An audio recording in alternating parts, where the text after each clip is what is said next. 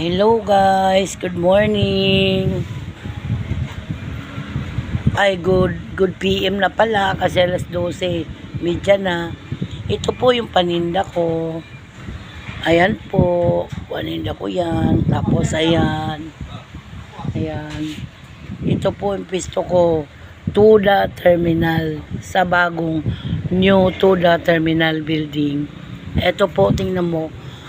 Mula umaga hanggang hapon, wala pong katao-tao. Ayan po, nagagawaan pa lang sila. Ito po ang pwesto ko. Mula doon, mula dito, mula dito. Yan po. Yan. Tingnan mo po ang sitwasyon. Ayan yung guard naglalakad. Walang katao-tao. Kundi yung katabi ko lang na magsasaging. Ayan lang po. Kitang-kita nyo naman po yung ebidensya. Ayan yung guard naglalakad. Ayan po. Nagtitiis ako ng walang katao-tao.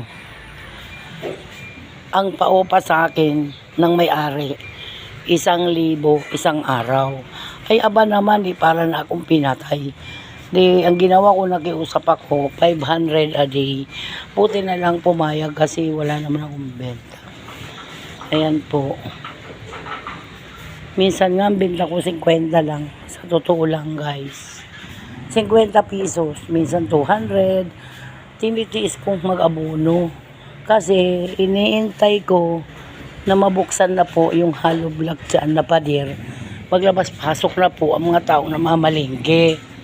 So minsan nga natululuha ko. Sabi ko, paano na lang kung mabuksan na yung pader. Tapos umabot na po ako dito nung matagal. Pagkatapos labas-pasok na po yung tao na mamalengke at open na po yan lahat. Sa pagtitiis ko sa araw-araw kahit walang benta na nag-aabono ako. Tapos pag malakas na, bigla niya akong aalisin. Kaya po nag-video po ako para patunay po na wala pa pong tao akong nagsimula. 1 buwan na po ako dito at 1 linggo. 1 month and 1 week na po ako dito. Meron po akong resibo na pinipirmahan po nila bawat bayad ko. Kaya prinangka ko yung may-ari. Baka naman pag naglabas-pasok ng mga tao at nakabukas na po dito lahat, tsaka mo po ako aalisin. Kasi ikaw na po magtitinda. Hindi po ako papayag. Sabi ko, kasi ang hirap, tingnan mo nga guys. Ako lang ang bukas. May nadaan pa dalawa-dalawa, okay lang, tulad yan, no. I-deliver sila sa labas. Kaya sinabihan ko may-ari, pag nag-1,000 na po ang upa, pag maraming tao, papayag na po ako. Ngayon, wag mo akong gawing 1,000 isang araw para muna ako sabi kong pinatay. Kaya po, pag oras na ito'y nabuksan na at puno na ng tao, nakabukas na lahat ng pisto, napaalisin niya po ako. Hindi po ako papayag. Hindi po ako talaga papayag na hindi ako makabawi. Kasi sinabi ko sa may-ari yan, na pag sa oras po, mabili na dito, huwag mo po kong aalisin. Yan pong usapan namin. Opo daw, hindi daw siya ganyan. Kaya okay, nagtitiis ako.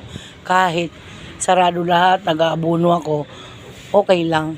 Para sa pagbukas, makakabawi ako. Di ba po? Guys, bye-bye guys.